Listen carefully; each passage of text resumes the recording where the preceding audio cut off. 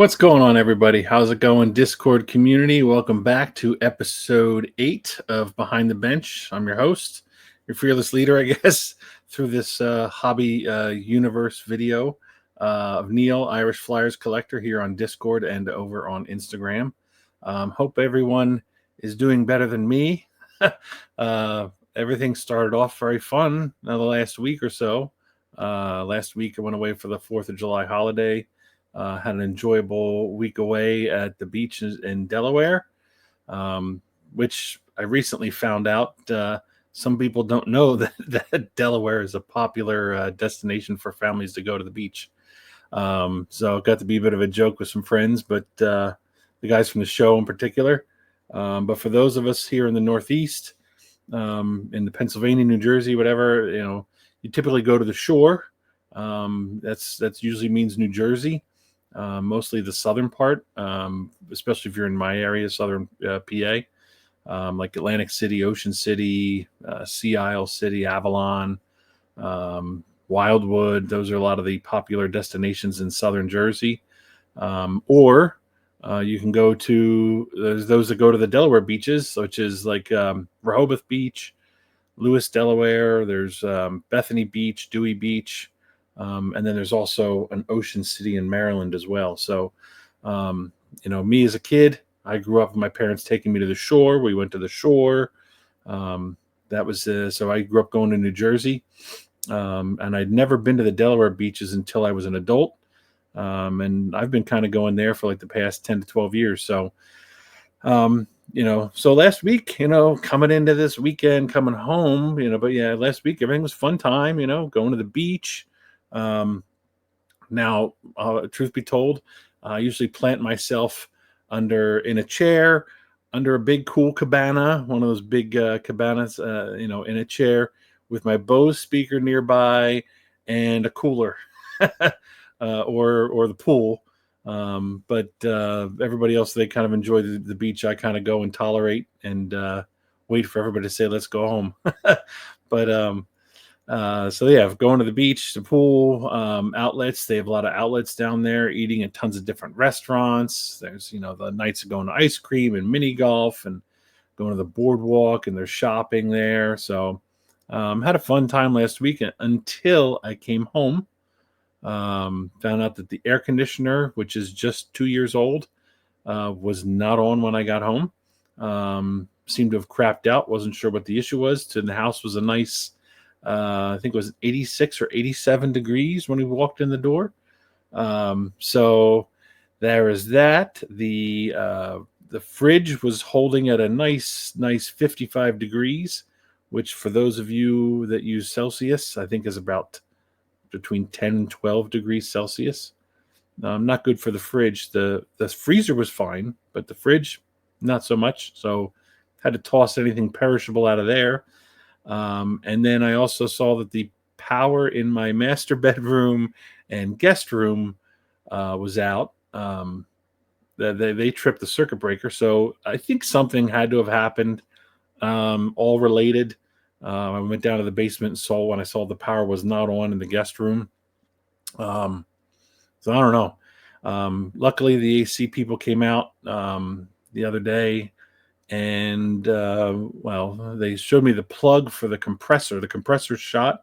The plug was melted or fried. So I don't know. I don't know what's going on, if something caused everything, if the one thing caused everything else to happen. But yeah, it's been fun.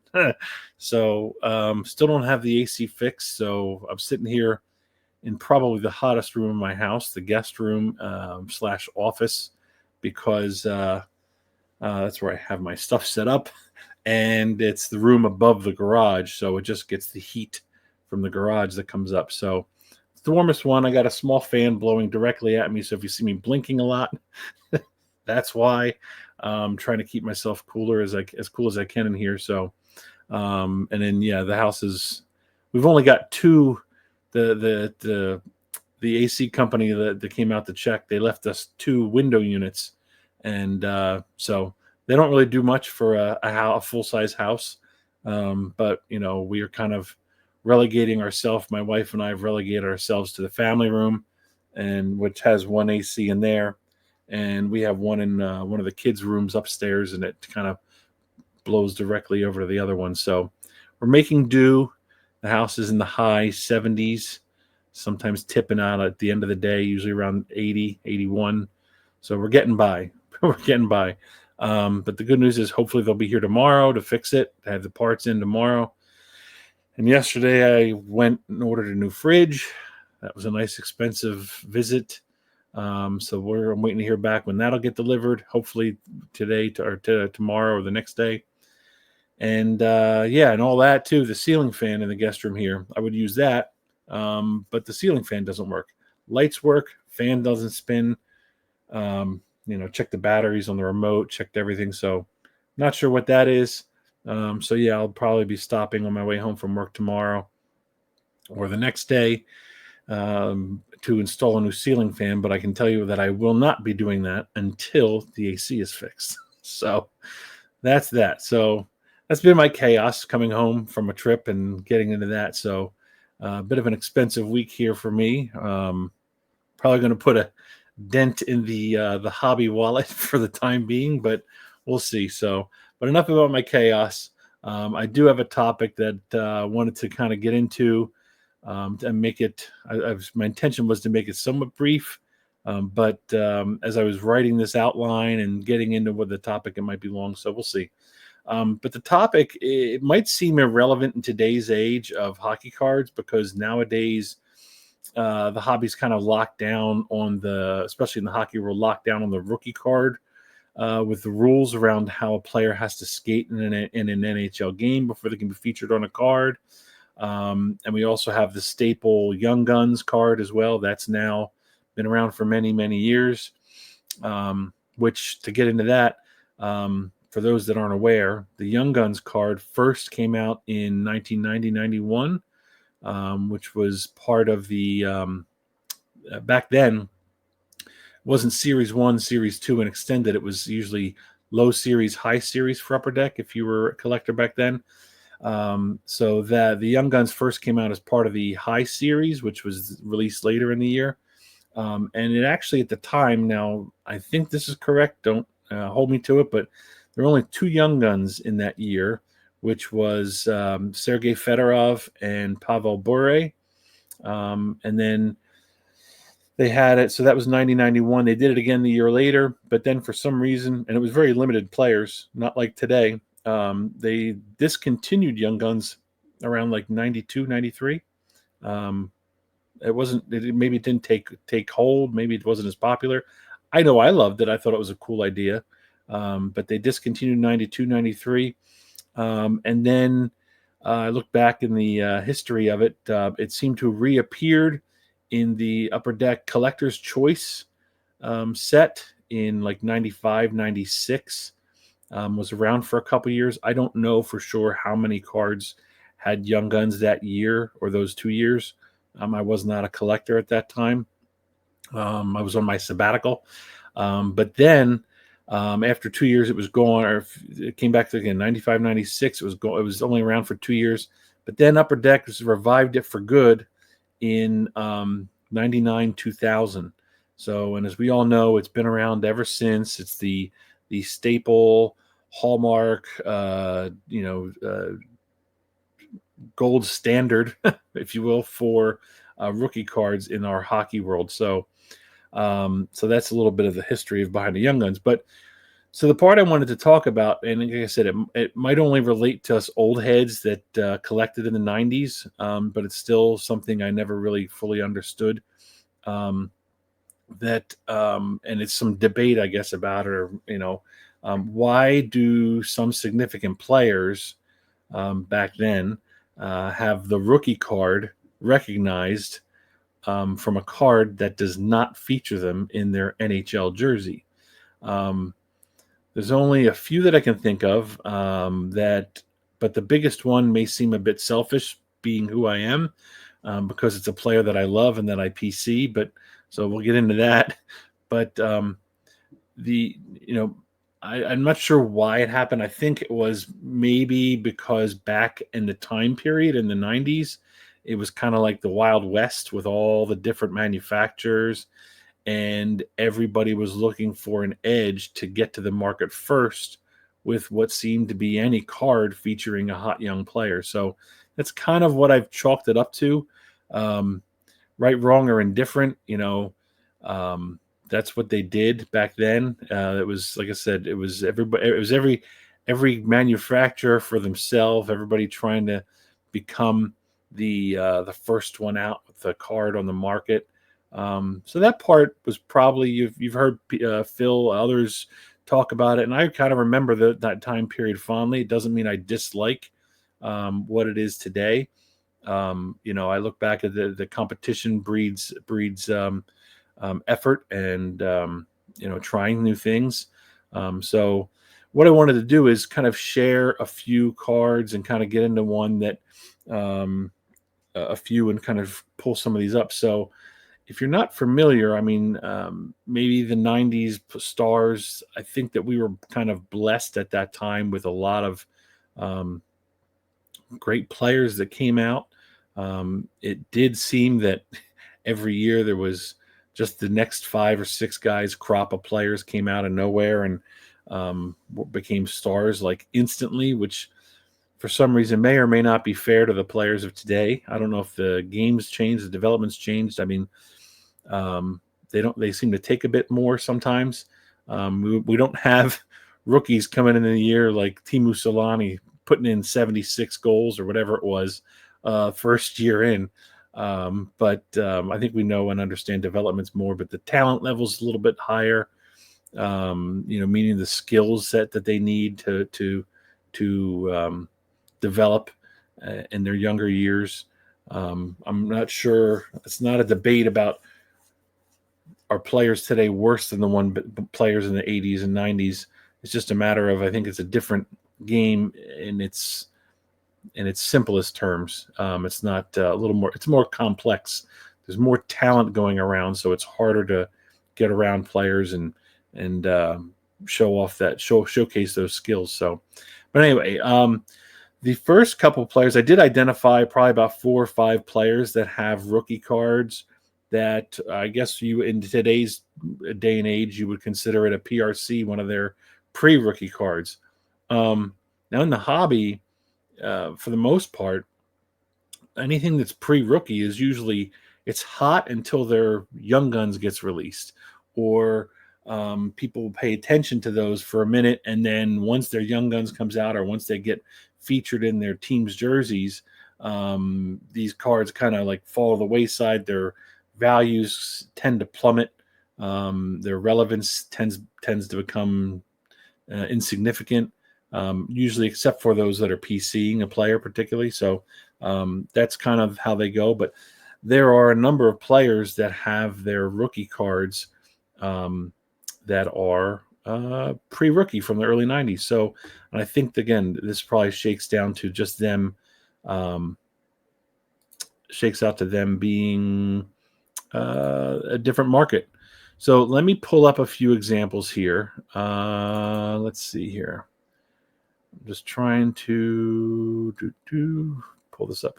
The first player I mentioned that I wanted to kind of show is Sergei Fedorov. And let me pull this up here first. Let me share my screen and do this. Whoa, there we go. Did that come in here all right? Let me just move it to the side. Let me fix me. There we go. So this was a pretty hyped card in the 90s. This was the O-Pee-Chee. This isn't the Upper Deck, but the O-Pee-Chee version of one of probably Fedorov's most chased cards initially because it was so unique. It was the Central Red Army card. Doesn't even have his name on the front. But we all knew that was Fedorov. The information's on the back too. But he defected and came over here. So this card, featuring him in the is it CSKA Moscow jersey? Again, very popular because it was him due to the Russian jersey. The card was from O-Pee-Chee, which at the time, it's not common now. Maybe you don't know. This O-Pee-Chee was its own company, was not owned by Upper Deck. They issued their own sets, and it was definitely highly sought after. But then once Upper Deck released its sets, and the card that they released was the Young Guns, which was the first of its kind. Um, and like I mentioned before, Fedorov was one of two premier players in a Young Guns card, and that his Young Guns is the first one that Upper Deck did. That Young Guns quickly overshadowed this Moscow card. And then the Young Guns was probably, if you're talking 90-91, probably the hottest chase when you were ripping wax. So let me pull that one up and share that one real quick. I have that handy. I know that it hits a lot of people in the feels because myself included. Let's do that. Stop sharing. Myself included. That was one of the hotter cards. I know that Josh talks fondly about it. There you go. So that was one of the first Young Guns that came out. Really, really sought after card. Let's see here. It definitely holds a special place in most collectors' hearts for the 90s. So if you're the type of person that likes, Young Guns in particular, I think most people do, but some people think they have gone past it because of the, I guess we'd call the over manufacturing of it. But it is a very popular card. This was one of the first ones out there. So if it holds, it's not terribly expensive because it was from the junk wax era, but so there's that aspect of it. But definitely one of the cards that a lot of people were after, myself included. I know, like I said, Josh really enjoys this card. I think most people that collected the 90s know this card in their mind. Don't even need to see it. Definitely was one of the hottest chased cards. But this one here is from 90-91 Upper Deck. And there we go. Here we go. There's the Pavel Bure. So that's the other one from that same set, Pavel Bure in 90-91. This was another one of the highly sought after cards. It is widely recognized as Bure's rookie. Again, in a Russian jersey. You can see the CCCP with the K for captain. Like I said, along with Fedorov's Young Guns, were the first two, and if I'm not mistaken, the only two Young Guns cards issued in 90-91, which is definitely, so if you think about that, there was two. It's a far cry from today where we get, what is it? We get 130, and we get 50, 50, and 30, 50 in Series 1, 50 in Series 2, and 30 in Extended. So far cry from where we're at today. Obviously, this is a kind of a cool card. It features him in this Russian jersey from the World Juniors. But this card is, again, definitely widely recognized as his rookie card. Then we also, so this was 90-91. Again, I tout this one up to the competition in the hobby with all the different manufacturers. The ones that I shared momentarily a few moments before, the 90-91 O-Pee-Chee, Sergei Fedorov with his Central Red Army, and then Upper Deck came out in the high series with their with his Young Guns. This as well. Let me see. Do I have the picture? Let me see if I have the picture of this one that I can share. The back window. There it is. So you'll notice this is the back of that Pavel Bure card. It is card number 526. So this was the from the high series, and that means it was released later. So a lot of times in that era, Upper Deck would be able to produce these later. So any stars or players that came out started off hot in the season, they could quickly insert them then. I think they were a little more nimble back then, being a smaller company at the time. I think the competition bred a little more urgency. Just an opinion. It probably might not be factual. It's just an opinion because these things came out so much quicker, it seemed. And they were able to, it's easier to steer a smaller speedboat than it is to an ocean liner. You can turn a speedboat fast. An ocean liner takes a little more time. So This was card 526, which definitely came from the high series. Is there anything else that I wanted to point out on that card? I don't believe so. And then we have, that was from 1991. Then, then I think we all know. I think we all know this next one, and you're probably already thinking of it in your minds. But we have the famous Rollerblade Pavel Bure card. So this one, what can I say? What can I talk about this one? So this is his famous one from the beach. It was from the Upper Deck Low series release in 91, 92. So again, at that time, 91, 92, he had not skated for the Berets, for the Canucks at that time. Obviously, with the Low series cards, it came out early in the season. Upper Deck did something in order to get him on a card in the Low series. They already did the Russian jersey card. This would be best compared to, like I said, Series 1, Series 2, and Extended. This Low one came out early. It contained, at the time, base cards and some key rookie players. Chalk this one up to being a key rookie player. And then the high series was released later in the season, typically included additional cards.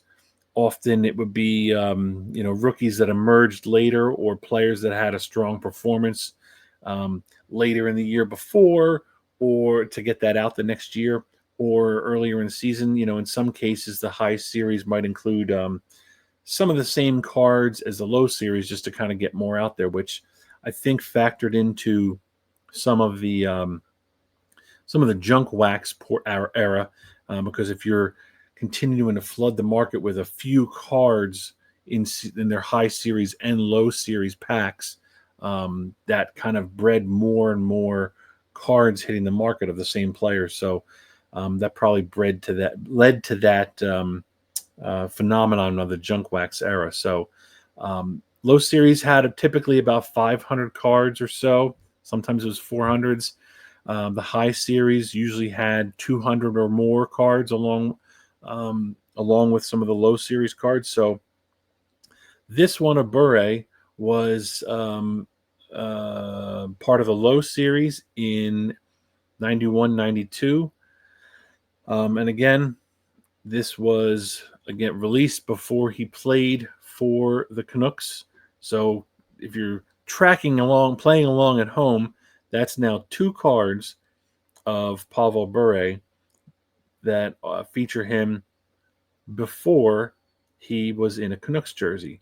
So there's that. So the next one I have is, I think, actually his Canucks jersey, which, let me pull that up here. This is probably, for Upper Deck's sake, this is their first card featuring him in his Canucks uniform. So they probably got this picture beginning of the season, very early on, of his first season. So this, let me see here. This is from 1991 Upper Deck, 91-92. Features him in his Canucks. And it was the first of him from Upper Deck in his Canucks jersey. Let me see if I can look at the back. I believe this was, yes, this is card number 555. So he had this one come out. This was the high series. So this came out later in 91, 92. So again, 3 cards total. This, which makes me I would like this one to be his rookie card, but because of the time period, the Russian one with the CCCP came out first. That's kind of looked at and viewed as his rookie card. So yeah, it's just kind of one of the ones that kind of always irked me a little bit. So there's Bure's. There's our little excerpt on Bure. The next player that I wanted to share and discuss is, let's see here. We're going to do Nicholas Lidstrom. So let's go with him. Is this the right one I want to show? Yes, Nicholas Lidstrom. Now he, luckily, Let me pull up his first card that I have here. No, not that again. Darn it. Present share screen. His card, and let's use that. So this is oftentimes considered his rookie card. It is from the Canada Cup. It's technically his rookie card was released in the low series, so it came out obviously a few months before. Those who know Nick Lidstrom cards know that he has a Young Guns card. So he was one of the few players that was lucky enough to get a Young Guns card. But this was the first one released of him from Upper Deck at the time. You see, it's from the Canada Cup. Can I take a peek here while I'm showing this? This is card number 26. So if you were a collector in the 90s, you know these Canada Cup cards. This was card number 26. So this came out before his Young Guns, which let me flip over and share that one. I think if you've seen it, I think many of you will probably remember it off the top of your heads.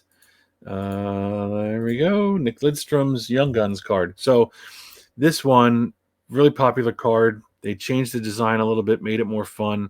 I remember pulling these cards out of the wax packs and being ecstatic. Loved it. Great design.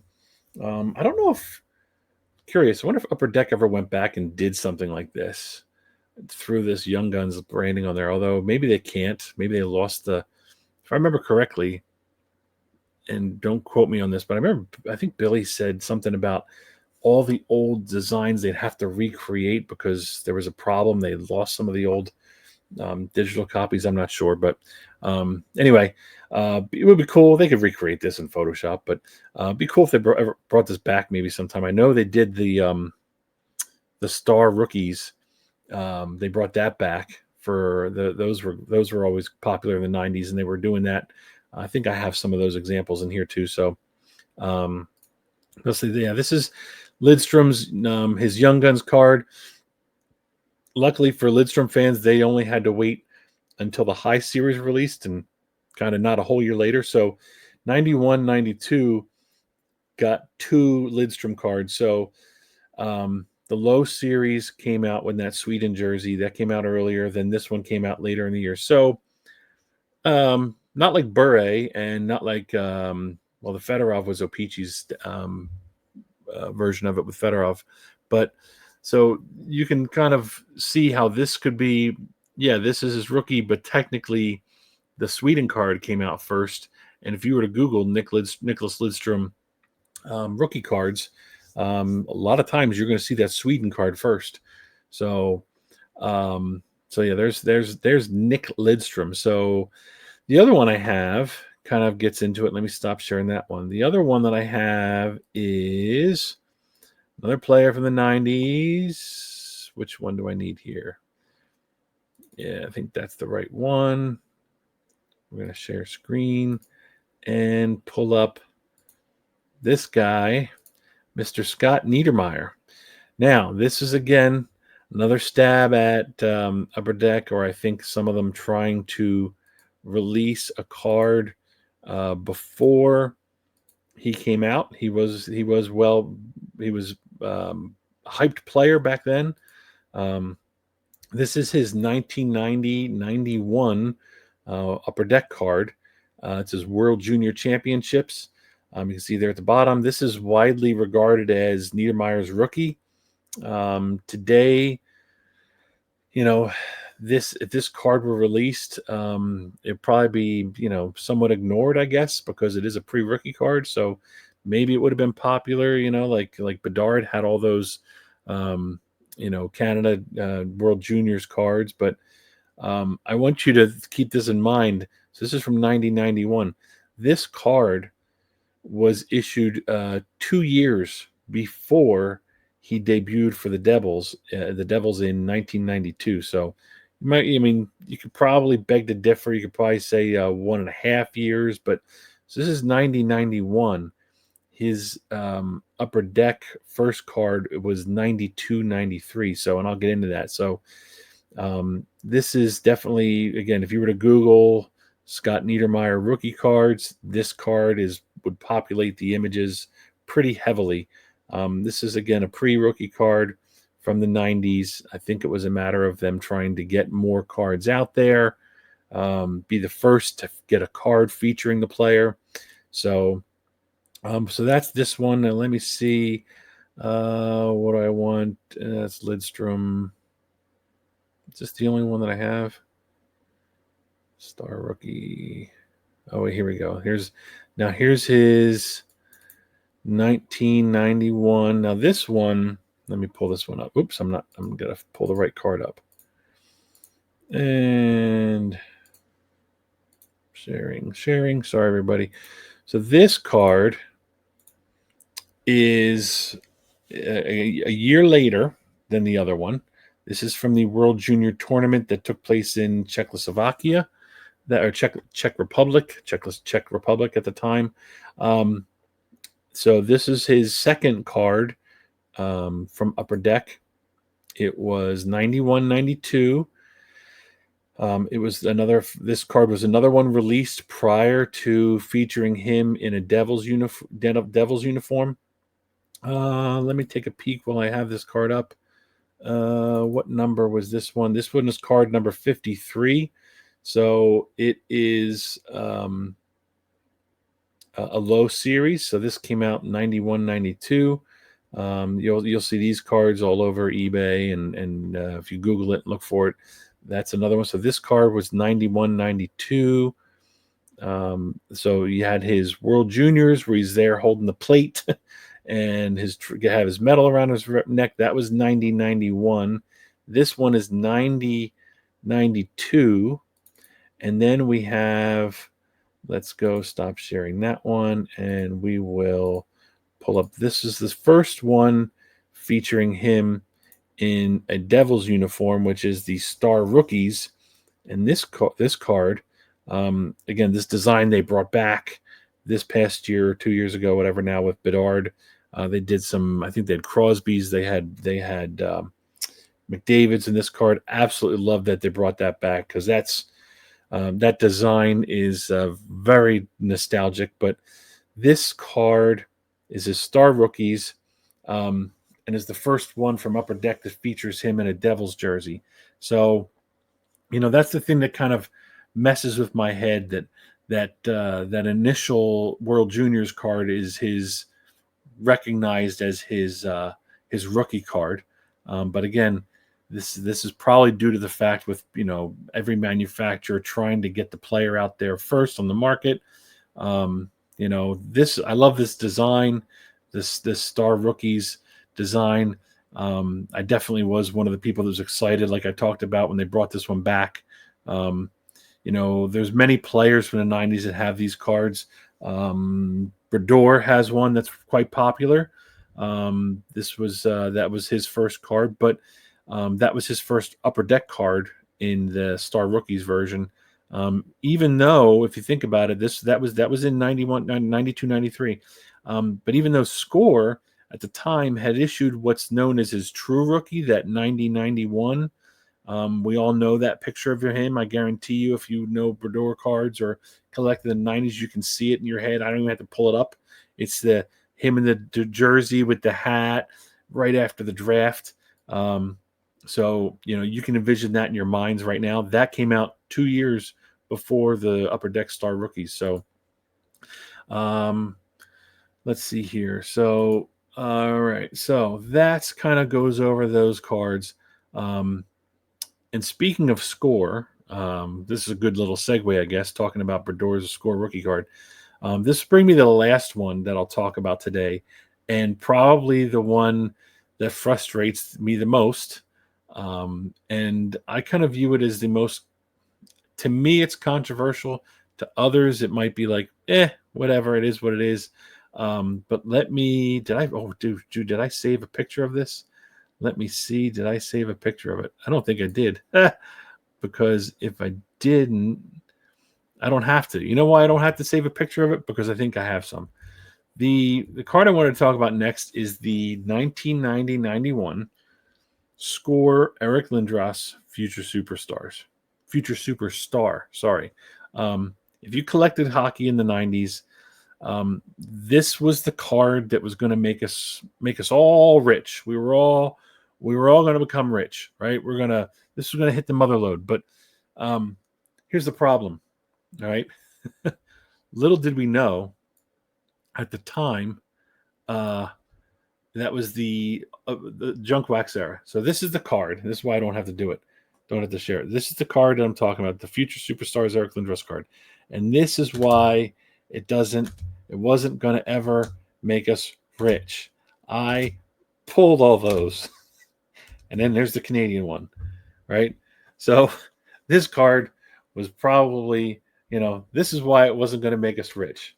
I pack pulled all those cards and swore it was going to, strike it rich, people. That's why. I think this card, as much as I love Lindros and as much as it is what it is.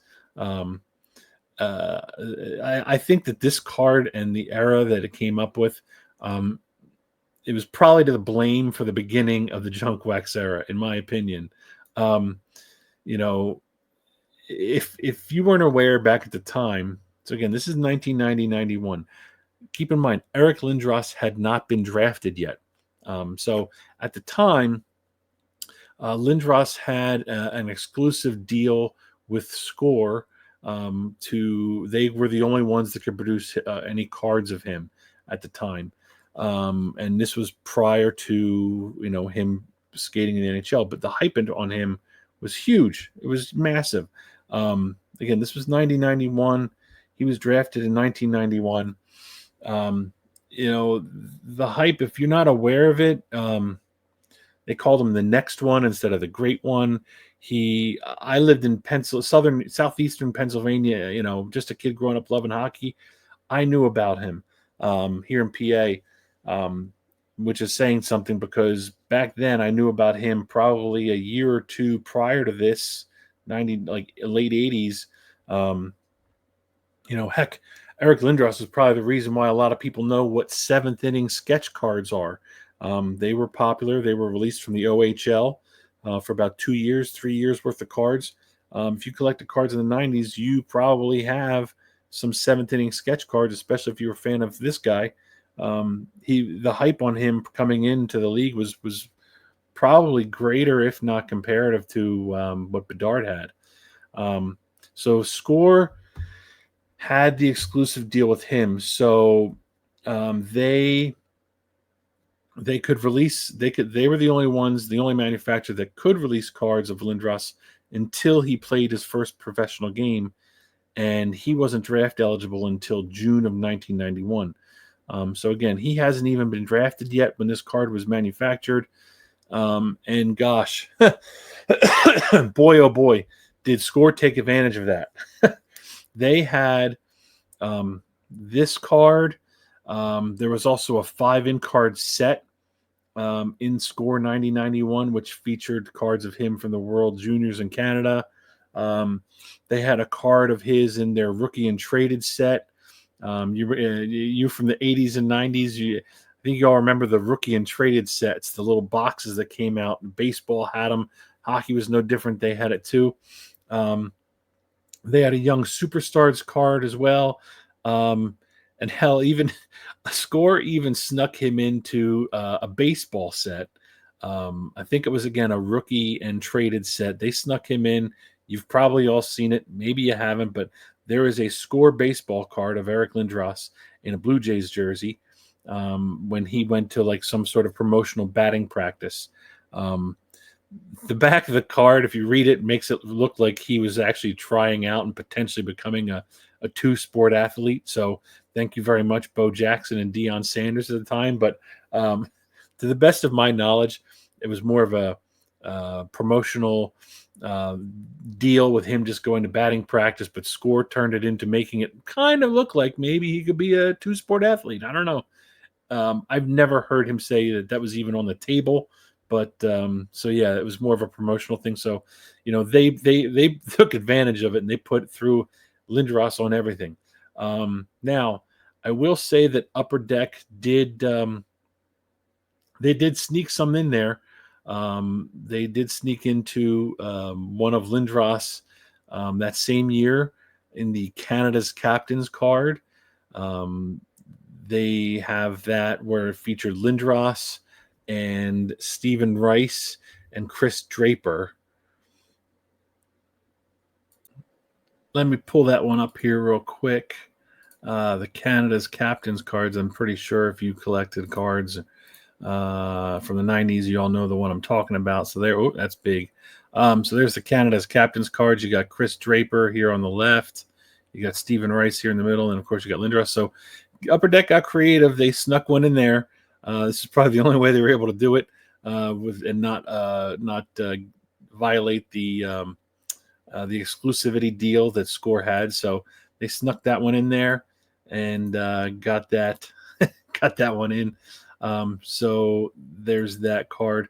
And then that brings us to 91, 92 Lindros era. We all know what happened with the draft there when Quebec drafted him and he chose to sat out a year. So we had another year of cards featuring him in Canadian jerseys or his Oshawa Generals uniforms. So once again, Score had the hobby kind of a stranglehold. They once again released as much as they could. I'm not going to get into share all those because they really did it. They had art cards of him. There's the awards card of him. There's the famous one, which I'm sure most of you seen him sitting in the locker with all those NHL jerseys kind of on the hooks behind him. There's even him as a toddler or the backyard pond, him playing with his brother Brett. And they had also a bunch of other, Oshawa Generals and Team Canada jerseys. There was also, at the time, this was the same time. So what is it, 91, 92? This was when Pinnacle hit the scene. They arrived to the card market, and they featured him in a card for Team Canada. But at the time, Pinnacle was owned by Score, and it was kind of at the time marketed as a premium brand back then, if you're not aware of it. So they had a Team Canada card featuring Lindros. So because it was Pinnacle, but it was owned by Score, so they were able to utilize that as well. But Upper Deck did get creative, and they snuck in two more cards of Lindros that year of the Canada Cup. One of him, which I think you all have seen before. I won't bother that one sharing that image. And then there's the other one with him shaking hands with Brett Hull. So that's another card of Lindros from 91, 92 that kind of got snuck in there. Work around the exclusivity deal that Score kind of had and kind of was holding the hobby by hostage, so to speak. So, but that brings us to the kind of the following year after the big trade to Philly, and more importantly for manufacturers, this was the opportunity for them to finally get a card released of Lindros once his skate blade touched the ice for the Flyers.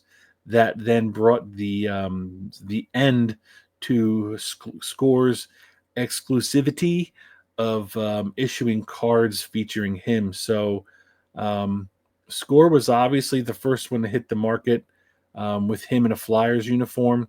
So they did that because they were able to use a photo shoot of him on the ice skating in a Flyers uniform. So his first cards in 92, 93 from Score were him in a Flyers jersey, but you can tell clearly that they are from a photo shoot. So Scores, let's see here. Let me pull this up here. Score released had the photo shoot opportunities. So they were able to get him featured in a card in a jersey earlier on. This is, I believe, the American version of Score's Lindros card, first time featuring him in a Flyers jersey. I also have the for our friends in the North. Let me do that and share. Obviously, you've probably seen this one as well. Let me change the mode here. We have the Lindros, the Canadian version. Let me pull that up. Right there. There's the Canadian version. So that card as well. Those were the first ones. Again, clearly photo shoot opportunities. So they were able to get out there and get a card of him in the jersey on the ice sooner than most. Now the Upper Deck didn't want to be outdone with their low series, the one that came out first. So what they did was they did a little bit of some voodoo. Where is it? There's that. And present here, share screen. Let me find the right one. This was from their low series. This is, again, a little bit of voodoo from, I don't know if Photoshop was a thing back in 92, 93, but they put Lindros's face or his head on a Flyer's body. Now, the common belief that I've read and that I actually agree with is that Upper Deck digitally manipulated a photo, putting Lindros's head on Rod Brindamore's body for a card in the low series of the 92-93 set. So I guess the practice of head swapping. Interesting fact, I found out that it is not allowed by the NHL and the NHLPA anymore. I think if you've collected hockey cards long enough, you see lots of cards that have been even dating back to, I think, the early 80s or 70s, where they would head swap or just color in the cards. They definitely look unusual. But this card here is somewhat of an abomination to me because of the way that they, I think another way around this was they utilized, to get this in the low series, I think they had to make it look realistic but not be realistic. For example, maybe you aren't aware, if you're a Flyers fan, this card sticks out like a sore thumb to you, and I'll explain why. They used the wrong color helmet combination with the jersey. So at the time, this was the Flyers road jerseys. The dark jerseys were the road colors back in the 90s. When the Flyers wear their orange jerseys on the road, they wear black helmets. So this white helmet, it just flat out irks me.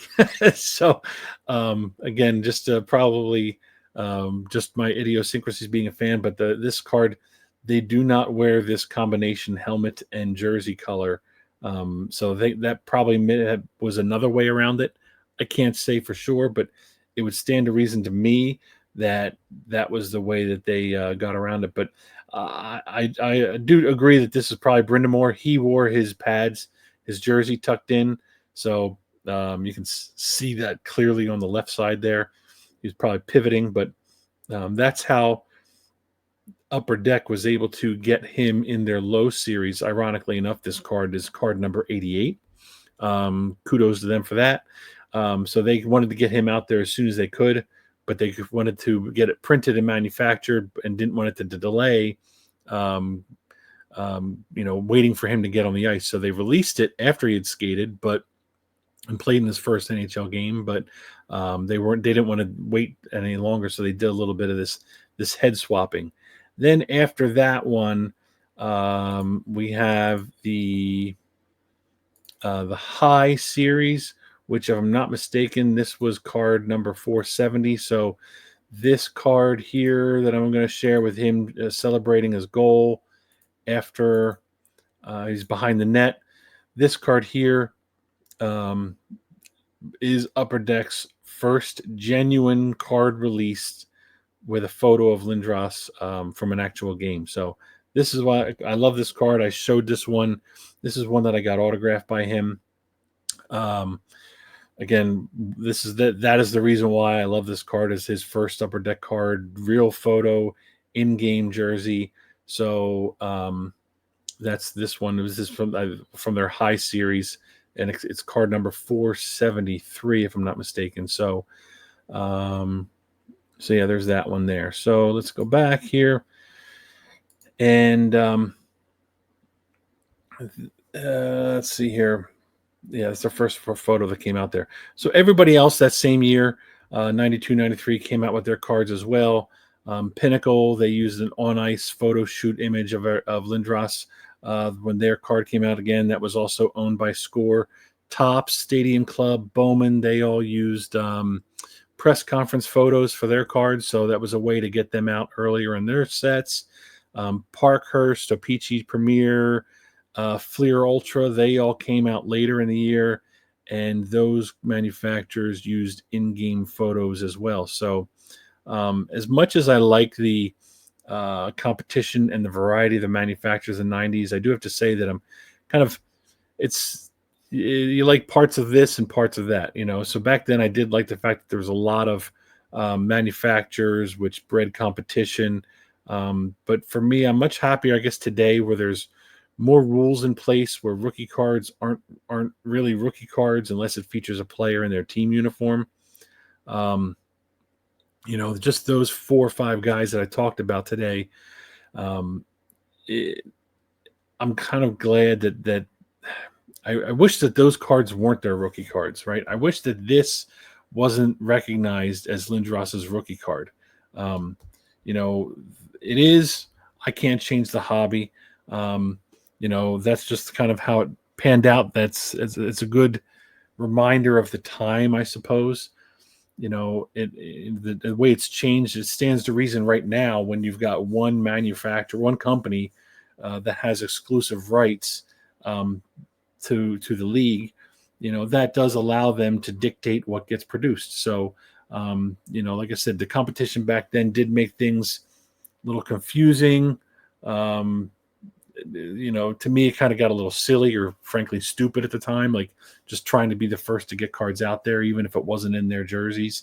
Um, call me old fashioned, but I like my rookie cards featuring the player in their team uniform, and the pre-rookies cards that I mentioned above, all of those are considered those players' rookie cards, and it just it drives me batty. So, call me an old man yelling at kids to get off your lawn, get off my lawn, or old man yelling at clouds. Like I'll own that. I'll own that. But it's a different time back then. So that's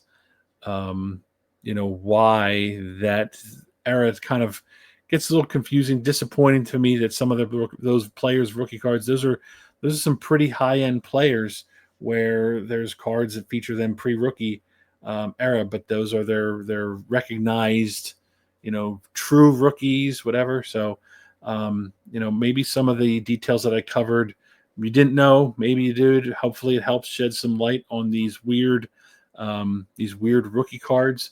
I know what I've seen in recent years, and it seems that the hobby does kind of, shun the non-NHL cards. If you look at it, there's even those CHL and AHL sets that Upper Deck produces. They have a hard time kind of getting any kind of traction. Never seem to retain their value. So, it would stand to reason that some of these cards shouldn't be recognized as their rookie cards until they're in their team jersey. But because of the Wild West era that it was, those cards are, and that's kind of what we're stuck and left with. So, maybe it's me being just guilty of being an old head. I don't know if that's a non-issue to you. I just thought I'd talk about it. Maybe I'm just guilty of being, old and set in my ways. I like things I like things in their place, in order. And these little deviations in the hobby that they've just gotten under my skin all this time. So just thought it was a fun little topic to talk about back then. So yeah, so that's it for that one. Let me get into my PC spotlight, which I've tied into this topic. I've mentioned this card in passing a couple times in previous episodes, and I usually mention like, oh, I'll talk about this card later. And this is kind of the topic that has always been in my mind that relates to this card. So it's always here with me. Let me pull this over here. So this is my 1992 Score Eric Lindros press conference card. So let me see if I can get this cleaner. There we go. You may or may not be aware of this card. I mean, you maybe seen it, didn't pay much attention to it. Um, but this card here is probably one of the lesser known cards from his rookie era, but it is the one that I hold nearest and dearest to my heart. I think this card to me is more important than this card, his rookie card. So, like I said, it is without a doubt the most important early's 90 rookie card of Lindros to me. This was, and it's the proof. The timing of it is this was literally the first card released timing wise to feature Lindros in a Flyers jersey, and I think that's why I call this that's why I hold this card so near and dear to my heart. This is the first card this released, date wise, of him in a Flyers jersey. The reason why this card, and you'll see, let me see, make sure that you can see this, is, let me peek out here. Yeah. The reason why this card is called his press conference card is this was literally released. This was a card that they gave out at his official press conference when the team traded and acquired him and then introduced him to the media on July 15th, 1992. So this card was released in the summer before all the other manufacturers put out cards. So this is definitely something that is unique about it. That's why I remember this card when it came out. I knew of the press conference card. But this is one thing that I think will hold something unique to the 90s, and that's the rarity. The rarity of this card, and that's why, again, it came out first with him in his Flyers jersey. I've read plenty about this card. I have to give credit where it's due. There were some details on a Beckett page about it that I came across and have read over the years, but I have to say that one of the best accounting of with the most accurate details that I read, and that still exist online about this card, is from another podcaster from Puck Junk, Sal Barry. I actually got to meet Sal at the National a few years back, talked to him. He was one of the few people with hockey. So Sal does a podcast called Puck Junk. He published a fantastic article back in 2019, which outlined all the details. Some I was aware of at the time. He also shared some tidbits that I wasn't aware of as well. But if you want, take a look for that article. It's worthwhile. So if you were to Google Eric Lindros press conference card 1992, like, there'll be an article from Puck Junk. So some of the details that I also love about this card. It's been said that this card, I know that it was given out at the press conference. And the quote that I saw from Sal and from Beckett was there was more than 500 of these cards were given out at that press conference. Now, I was lucky enough to get one of those cards from that actual press conference. This wasn't it, obviously. This one I bought afterwards, which is why I wanted a PSA 10 of this card. I do not have a PSA 10 of this card. I don't care about it. I care about the card, but I don't want one of this. I wanted one of this one, being a Lindros collector and a purist, and call me fuddy-duddy, stuck in my ways. But I was extremely lucky to, at the time, that I happened to have a family member who was a journalist for a newspaper back then, and they got a few of those cards given to them. Now, they weren't at the press conference, but they worked for a newspaper. Person brought back a bunch of them to the office, I guess. It was my aunt at the time. She got the card. She gave it to me. And that was the one that I got autographed by Lindros. And I talked about that probably 2 episodes ago. Now, with the accounting of the fact that this card was given out more than 500. So even if you were to double that, let's say they gave out 1,000, or more, that's still, if you consider the 1990s, the junk wax era, 1,000 cards or something, that is still extremely, extremely low. So like I said, the accounting is more than 500, which makes this extremely rare by that standard. but so I know that these were given out. But one of the things that I didn't know, because I've seen this one around.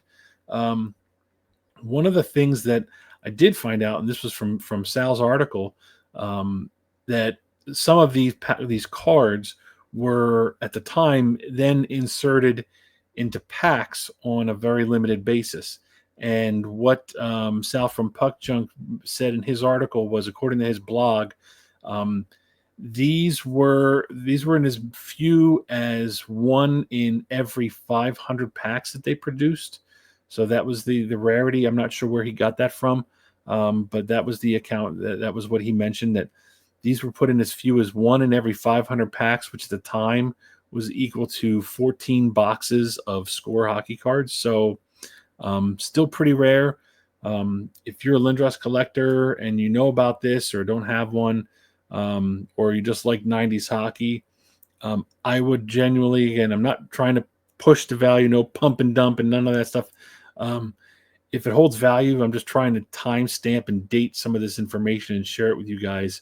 If you like 90s cards, this card here is the first one to feature him in a Flyers jersey, and it's got factual data behind it.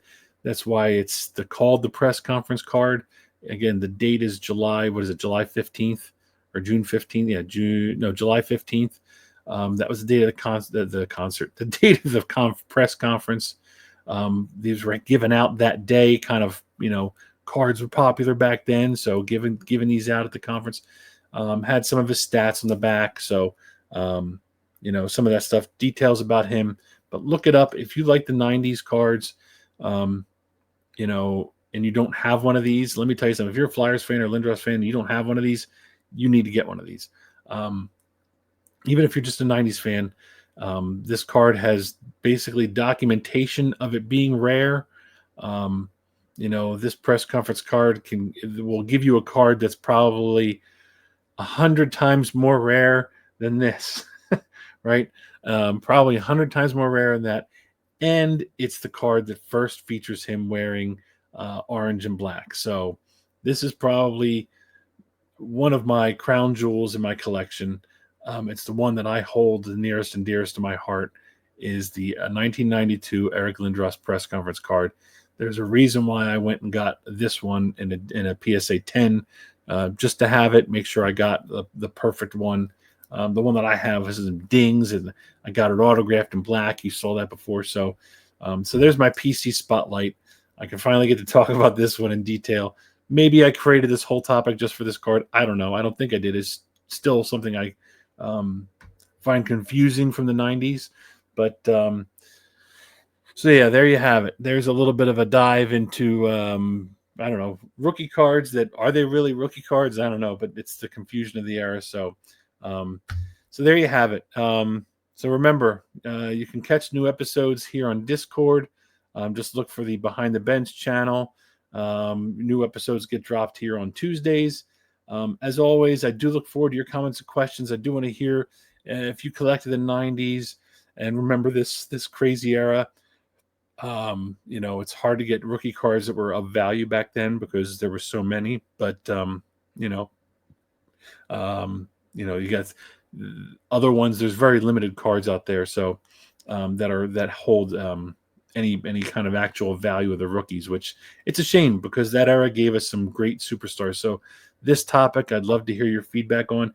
If you're a collector and you weren't aware of some of this stuff that I shared, love to hear that too. I hope this episode got to share some knowledge with some of you that might not understood some of the details behind some of these players' cards, and maybe you've always been like, well, why does why is the Sweden card of Lidstrom considered his rookie card when he's got a Young Guns too? It was a different time, a different era. So I look forward to others' comments as well. That if you learned anything new from this episode, I hope that you did. I definitely enjoy hearing people's comments and discussions. So, feel free to chat it up in the Discord channel for Behind the Bench. Send me messages. If you think there's any cards that I missed, I think I got most of the big guys, but anybody that I missed, let me know. they're always fun to look at and talk about. So again, thank you very much for taking time out of your day to watch and listen. I genuinely appreciate it. I really do. As always, my goal, like I said, is to help you maybe learn something or talk about a topic that that you can carry on, in your hobby journey, understand a little more about it, and maybe get a clearer picture of some nuances that come along with this hobby. So until next time, I'm Neil, Irish Flyers collector. Thanks for watching, and you've been Behind the Bench.